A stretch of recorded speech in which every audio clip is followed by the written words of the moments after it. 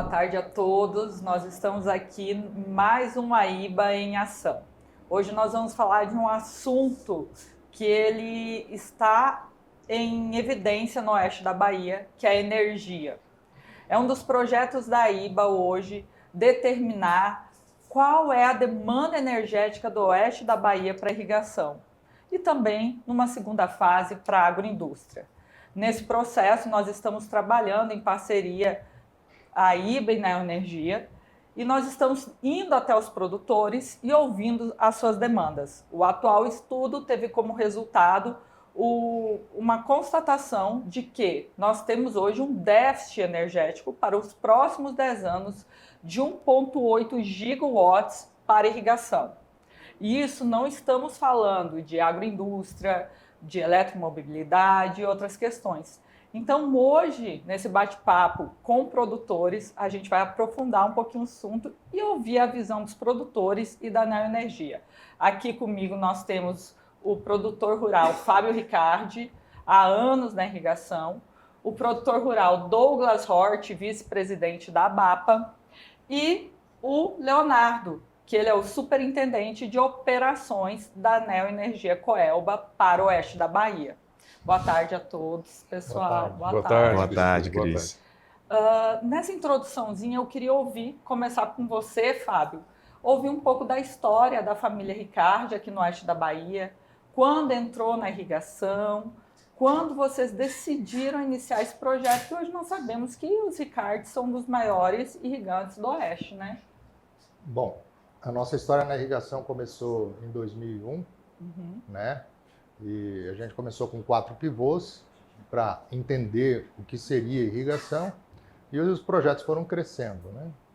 Foram crescendo e hoje a gente tem uma área de irrigação de 7.000 hectares com projetos de ampliação até 25.000 hectares. E para isso a gente precisa de energia. Sim. O que move o mundo é energia e o que multiplica, vamos dizer, os grãos é sol, água, que é irrigação, e sem energia a gente não consegue fazer essa multiplicação tão bem quanto a gente pensa, né? Então as dificuldades que a gente tem de energia estão ligadas à nossa produtividade, né? Então quanto mais energia disponível, melhor a nossa produtividade, né? Perfeito. Energia firme, de qualidade, com volume suficiente para atender as nossas demandas, né? Então, é muito importante essa preocupação que a IBA sempre teve com os associados em estar sempre do lado dele e lutar para trazer cada vez mais insumos para a gente, né? Que a energia é mais um insumo. E a gente pensa sempre em crescer e gerar desenvolvimento para a região, melhoria de vida para todos, né? Quem tem energia tem poder, tem força. Com certeza. Douglas, você podia contar também um pouquinho da sua história de entrada na agricultura irrigada? Bom, boa tarde a todos. Cristina, eu acho que antes de falar sobre nossa entrada na irrigação, acho que é importante falar sobre a energia elétrica como um todo na Bahia. Sim, sim. Para você ter uma ideia, eu era criança em 1985, quando meu pai e meu tio compraram as primeiras áreas no município de Correntina, Distrito do Rosário. E naquela época, eu lembro, eu morava lá no Rio Grande do Sul, vinha para cá passear, não tinha energia elétrica, não existia nem energia elétrica, zero de energia elétrica. A gente, na nossa fazenda, para você ter uma ideia, a gente ficou de 1985 até 1999 no gerador.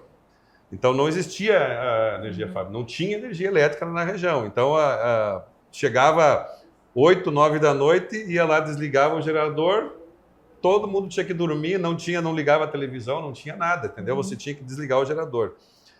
Então, veja a evolução que a gente chegou, né?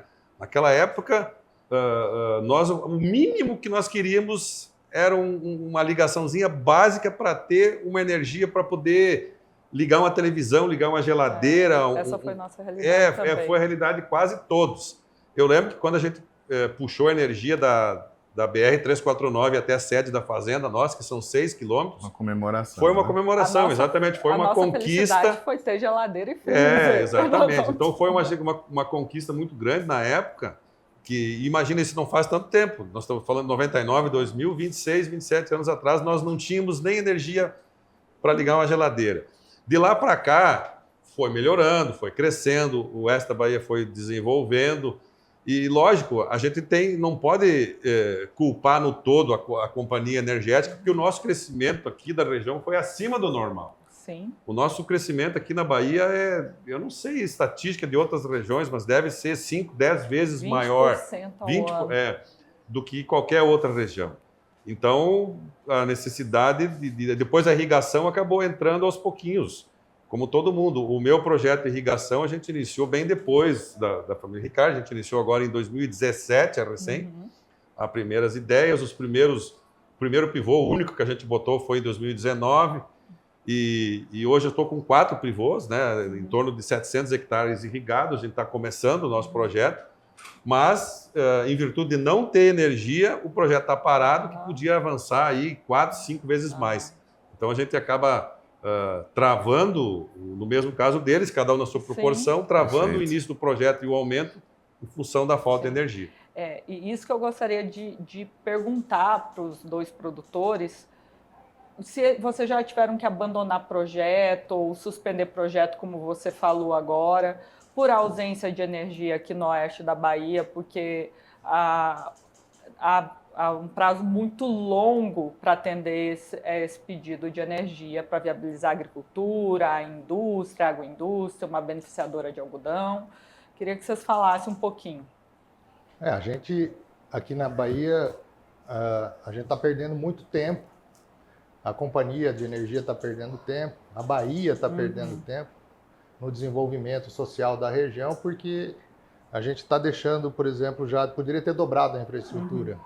Sim. Com a nossa capacidade de investimento, eu acho que de todos os produtores e capacidade de financiamento, de crédito. A companhia de energia também tem o crédito. Lógico. Como nós temos. Então, a gente está, pela dificuldade que a região tinha até então, até passar o linhão novo, que o governo federal fez há pouco tempo, está fazendo agora mais, que vai permitir ser amortizada essa passagem da energia aqui e ser rebaixada, a gente perdeu de evoluir mais rapidamente ainda. E agora a gente tem esse ativo aqui passando na região e a Coelba pode aproveitar isso.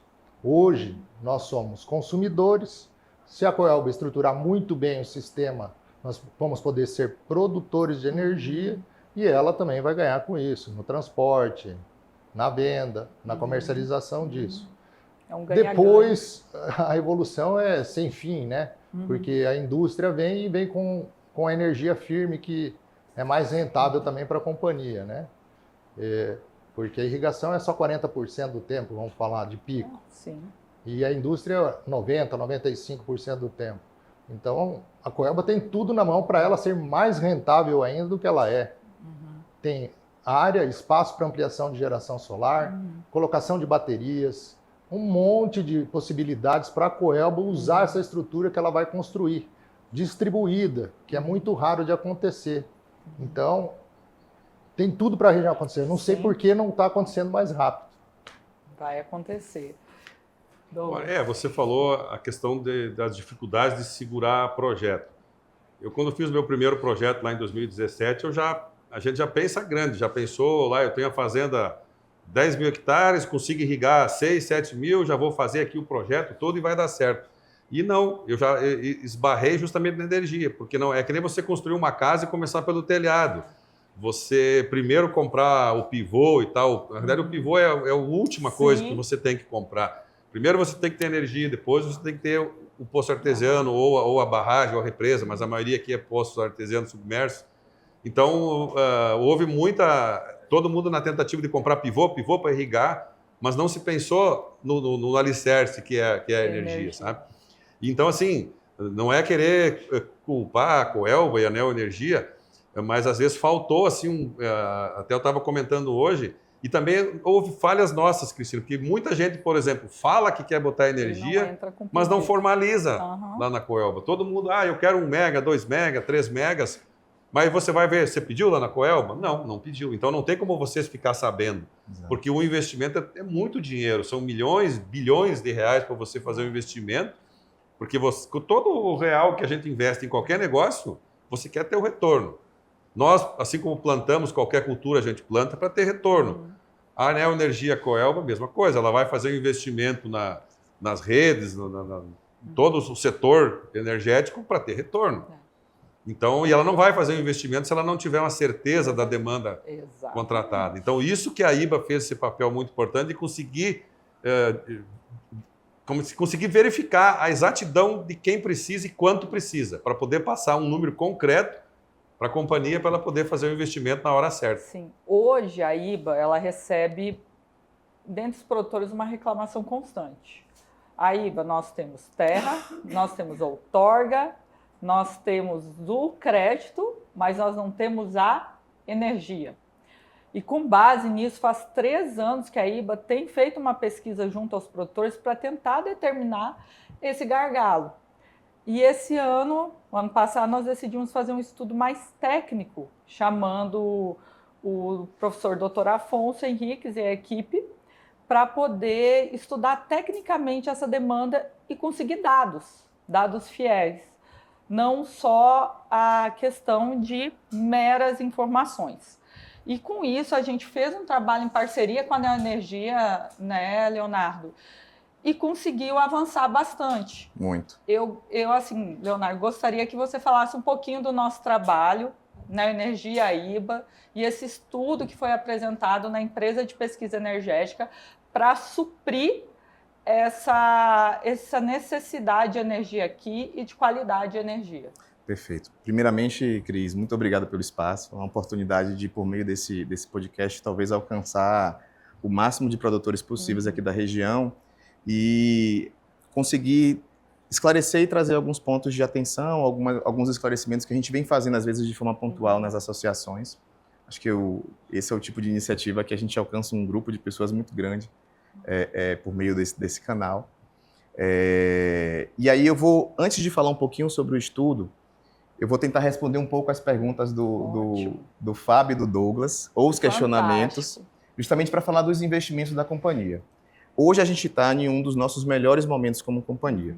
De fato, o Fábio começou a fala dele falando sobre algo, foi o Douglas, sobre o quanto o Oeste cresceu acima da média do Estado e a velocidade com que esse segmento ele tem. A título de exemplo, eu hoje estou superintendente das operações do Oeste e do Sudoeste da Bahia, morando em Vitória da Conquista, mas já morei aqui em Barreiras por volta de 2014 até 2017. Eu era gerente regional. E aí eu trabalhei aqui de 14 a 17, saí para outros desafios no grupo, alcancei a superintendência e recebi o presente de voltar à região como superintendente operacional. Só que quase 10 anos depois. E aí eu volto a Luiz Eduardo, 10 anos depois, eu falei, não, eu estou em outra cidade. Essa não é a Luiz Eduardo que eu deixei em 2017. Esse não é o Oeste que eu lembro do período em que eu morei aqui, justamente pela velocidade com que ele cresce. Ciente disso, a companhia ela identificou realmente uma oportunidade muito significativa. A demanda, o pedido de oferta de energia que o agronegócio do Oeste Baiano pede, ele é muito rápido. Diante disso, o que é que a gente fez? A gente fez um grande plano de investimento. Ele foi realmente potencializado há mais ou menos 2 anos e meio atrás, quando a gente começou as discussões de forma mais... Que foi quando houve esse boom da irrigação. Da irrigação, se você perfeito. vê 2021, nós tínhamos 230 mil hectares irrigados, hoje nós temos 410 registrados. Quase dobramos, né? Em 5 anos, quando a energia começou o quê? Fazer investimentos em energia. O que a gente decidiu fazer? Mapear todas as demandas já registradas dos nossos consumidores, ouvir as associações, ouvir também o setor industrial, a gente teve muita pauta com a FIEB, com o poder público, e até estimar de forma vegetativa uma energia que talvez não estivesse solicitada pelos clientes, mas que a gente pudesse medir, e fizemos o nosso primeiro ciclo de investimento com esse foco mais dedicado, que foi 2024 a 2027. Foram 13 bilhões de reais dedicados no Estado na implantação de novas subestações e ampliação de subestações já existentes. Léo, 13 bilhões é muito ou pouco? Já esse valor, quando comparado com outras distribuidoras, já foi o maior investimento registrado no Brasil em volume absoluto de investimento. Então, nós já fomos classificados na ANEEL nessa época como a distribuidora no país que havia investido em maior volume absoluto quando comparado com outras distribuidoras. Ainda assim, quando a gente olha para o setor do agronegócio, os 13 bilhões eles não eram suficientes, considerando as proporções do Estado e a parcela que ia para lá. E aí, entre 24, 25 e 27, iniciou-se uma discussão muito mais profunda, com a IBA, com outras associações também, como a ABAPA, como a APRUP, e a partir daí a gente vem com um novo plano de investimento. De 2026 até 2030, a gente vai investir 25 bilhões no Estado. Aqui para o Oeste vão ser perto de 4 bilhões, com foco em ampliar a oferta de energia. Qual é o retrato que sai em 2030, depois desse investimento? Aí, Fábio, a gente vai dobrar a capacidade energética da região frente ao que tem de retrato hoje. Hoje, em registro, em 2026, a gente tem cerca de 0,7 MVA, 0,7 GB de energia ofertado para a produção, para o consumo, para o comércio e afins. Ao final de 2030, a gente espera chegar em pelo menos 1,4 GB de oferta de energia para que ele seja conduzido, né? Tanto ao agronegócio quanto a pequenos produtores também voltados ao agro, mas que não tenham grandes demandas, como também indústria e comércio. E aí entra o seu principal, o ponto que você traz.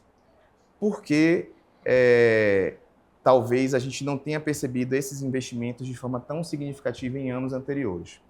Aí eu vou tentar ser breve, mais didático, no que é o conceito do setor elétrico. A gente divide o setor elétrico em 3 grandes segmentos. A geração, a distribuição, que é a competência das distribuidoras, que é conseguir fornecer energia ao cliente final, por meio do que a gente chama de baixa tensão ou média alta. Mas tem um segmento no meio, que é o segmento de transmissão, são as linhas e subestações de 500 kV, que a gente chama de rede básica.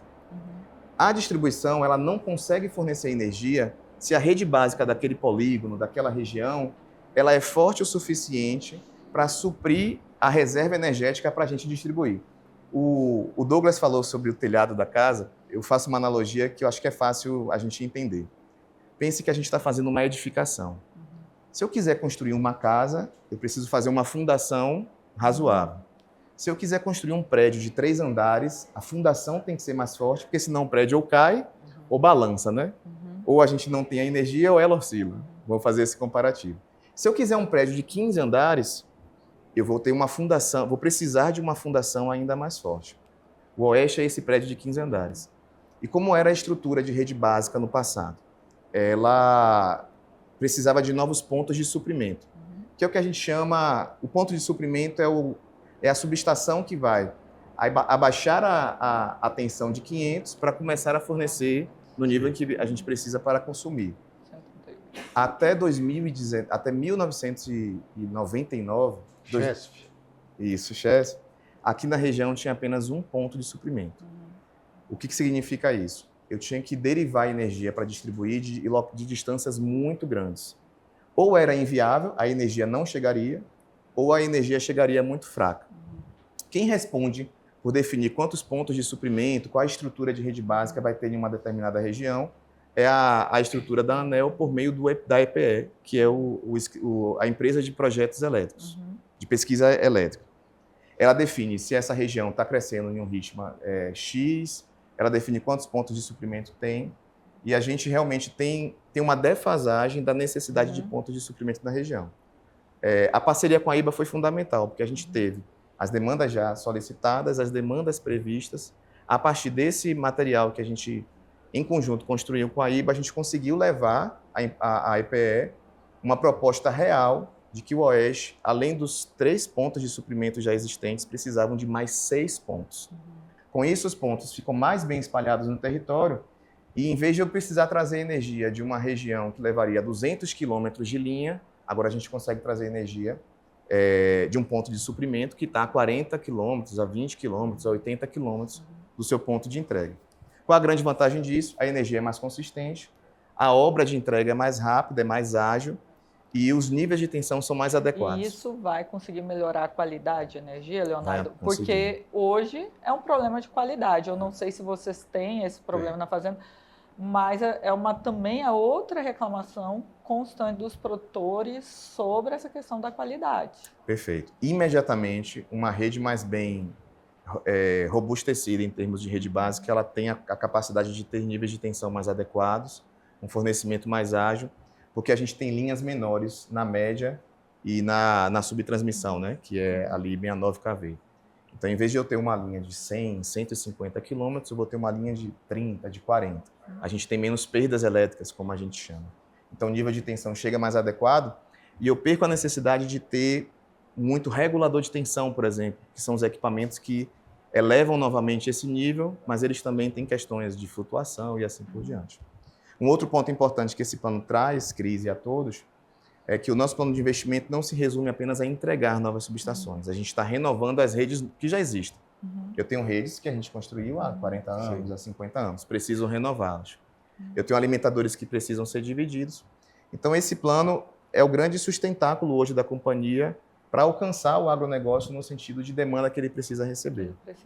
Eu queria ouvir de vocês, produtores, hoje, como vocês sentem esses investimentos vindo ao oeste da Bahia, se vocês veem como isso vai refletir na propriedade sua, Fábio, na sua, Douglas, e falar um pouquinho hoje da região onde vocês têm fazenda, como funciona a irrigação, como está a expansão nessas regiões. Bom, as nossas regiões de investimento, elas estão em franco crescimento, né? Muitas fazendas investindo em irrigação e em sistemas híbridos, né? Painéis, tem gente falando em bateria, painéis geradores. Existe muito investimento preparatório para a energia chegar, vamos falar assim. E quando ela chegar, isso vai agregar muita qualidade ao sistema, né?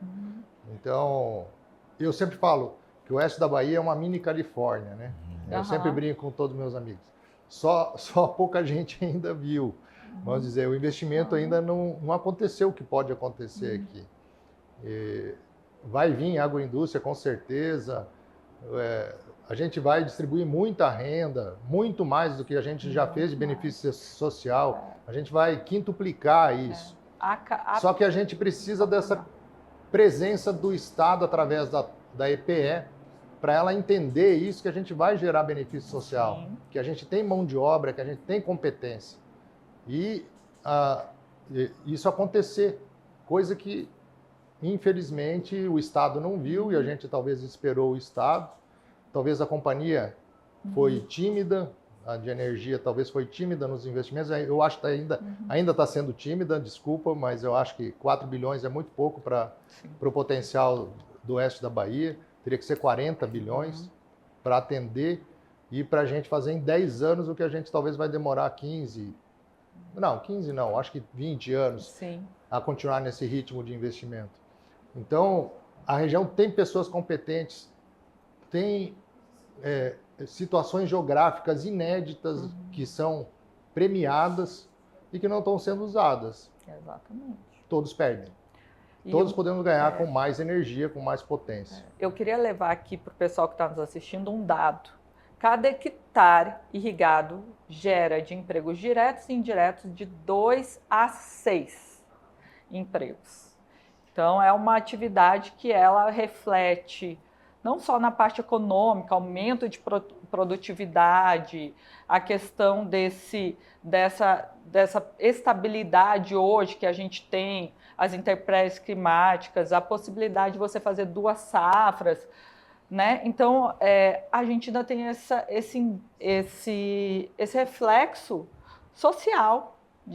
A gente aumenta o PIB da região, mas a gente também gera emprego. Douglas, eu queria ouvir um pouquinho de você. Sim, você perguntou lá sobre a nossa região. Eu, especificamente, estou na beira da pista BR-349, que vai Rosário e Correntino. Então, a gente está no meio de 2 regiões lá do Rio Pratudão, lá onde foi feito alguns investimentos, e do lado de cá, que também foi feito alguns, E até hoje eu estava com o pessoal da Coelba, da Neoenergia, o nosso meio ali onde eu estou é um dos locais que mais tem necessidade, que mais tem demanda reprimida. Porque a gente tem o SLC naquele fundo, tem bastante gente pro lado de Jaborandi e mais aqui pro lado de São Desidério, e nós ali em Correntina ficamos meio, como é que eu vou dizer, entre meio, duas ali, e acabamos, de repente, o pessoal não solicitou muito no começo, acabou ficando para trás um pouquinho. Mas hoje a demanda é todo mundo que eu falo tem interesse em entrar na irrigação, mesmo quem não é irrigante. Eu acho que um detalhe que você falou muito importante é a questão das 2 safras. Por exemplo, nós como produtor de algodão, o algodão, por exemplo, hoje você consegue fazer tranquilamente uma safra de soja e uma safra de algodão com a irrigação. E sem irrigação é humanamente impossível. Ou você faz soja ou você faz algodão. Não tem como fazer duas, né? O próprio milho também, numa segunda safra. Então, com certeza vai gerar emprego. Se você tem o mesmo hectare, você consegue fazer 2 vezes, vai gerar mais emprego, vai precisar comprar mais máquina. Você praticamente dobra a sua capacidade produtiva em cima da mesma área. Então, olha vários benefícios que a gente tem. Todo mundo fala em preservação ambiental, em preservação de terras. Você não precisa ir para novas áreas. Você consegue otimizar e aumentar a produção na mesma área, sem derrubar mais cerrado, sabe? Com o mesmo local que a gente tem. Então, são vários e vários benefícios que a gente tem com a irrigação. E a companhia, assim, às vezes eu fico me perguntando, porque nada contra, mas vocês não têm concorrência. Por exemplo, assim, o que eu falo, é fazer o investimento, fazer a rede, fazer a distribuição e vende energia. E é certo que o cliente vai consumir, sabe? Com certeza. É totalmente diferente de um comerciante que vai botar uma atividade, mas ele não sabe se vai vender, porque tem o concorrente, pode comprar de outro. Então, hoje a energia elétrica ainda é, do modo convencional, é única. Você não tem outra opção. A gente tem outras opções, claro, do modo de energia fotovoltaica, de geradores, de motor a diesel, mas daí é outro tipo de energia com a qualidade inferior e com custo mais elevado.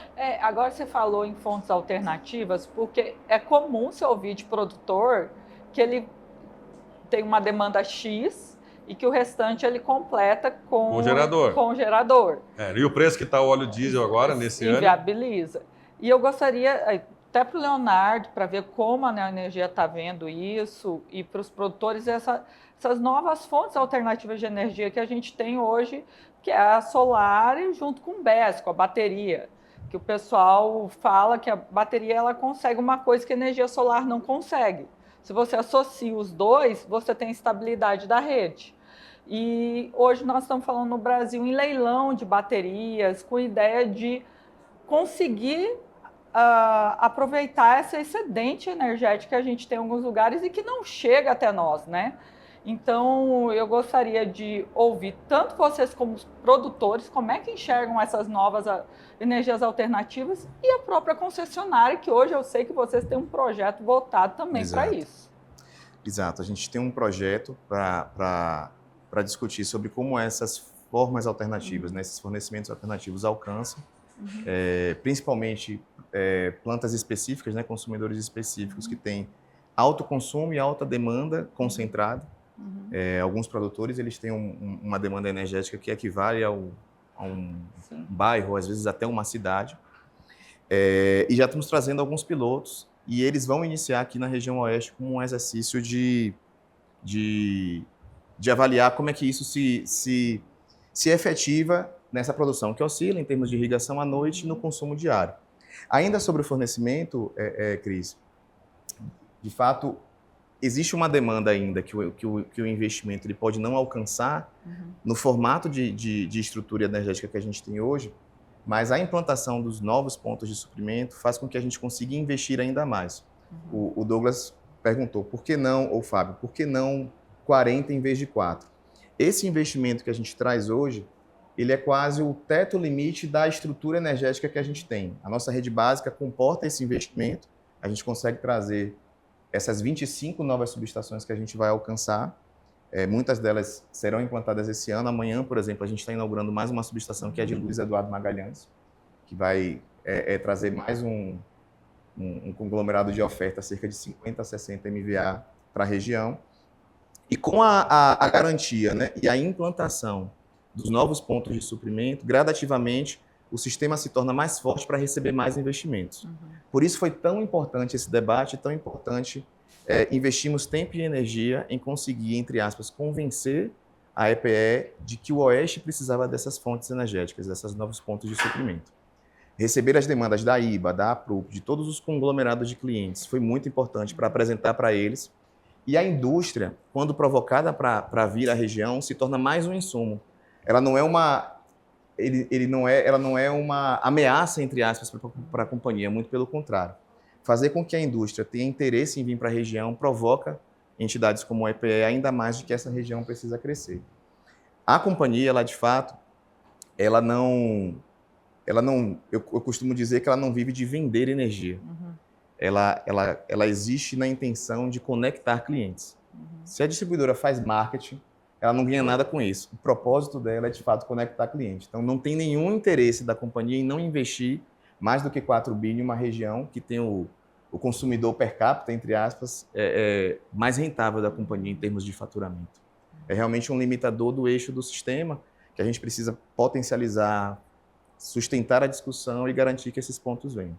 Outras alternativas estamos pensando e, para além disso, a gente está até discutindo com a diretoria do Grupo Iberdrola. Essa semana a gente conseguiu ter a visita aqui no parque do Inácio Galan, que é o diretor global do Grupo Iberdrola, e ele se impressionou com o potencial que essa região tem.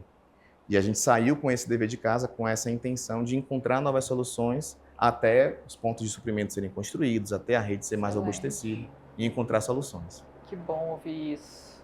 Eu acho que foi importante na abertura ontem essa notícia, né, do investimento, porque esses investimentos não é assim apertar um botão e está feito. Só que se você não começar, isso aí. Esse que é o problema, que daí a gente já escutou lá em 2000, né, Fábio, em 2022, 23, não, 23 a 26 vai estar pronto. E daí nós chegamos em 26 e não está pronto e não começou. Isso é que nem você fazer um asfalto, se você não começar nunca na ponta, não vai chegar no final. Então a gente tem que ter sempre cobrando e sempre aos pouquinhos, senão não vai conseguir. Não vai vir tudo de uma vez. E hoje eu vejo esse diálogo que a gente tem como a Neoenergia, produtores, que essa aproximação para nós é importante. É que sabe o que acontecia, Cristina? Eu ia lá na Neoenergia, fazia uma solicitação. O Fábio ia lá e fazia outra. Outra pessoa ia lá e fazia. E vocês não tinham os números, tudo meio aleatório. Então, esse é um papel importantíssimo que a IBA teve do ano passado, de 2, 3 anos para cá, formatar e ver todas as pessoas, que daí você bota um número claro para poder fazer o investimento. Porque antes era duvidoso essa garantia. E é aquele negócio, né?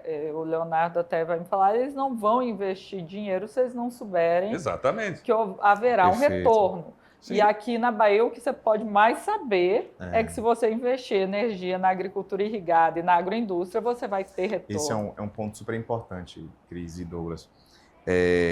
Primeiro pelo retorno, mas principalmente por ser um serviço regulado. A regulação, ela nos exige que o investimento que fazemos ele seja, entre aspas, prudente, como eles chamam. E é muito importante ao produtor, ao cliente, ao consumidor que está nos ouvindo, que se ele tem uma pretensão de produzir e consumir, é muito importante submeter essa informação à distribuidora.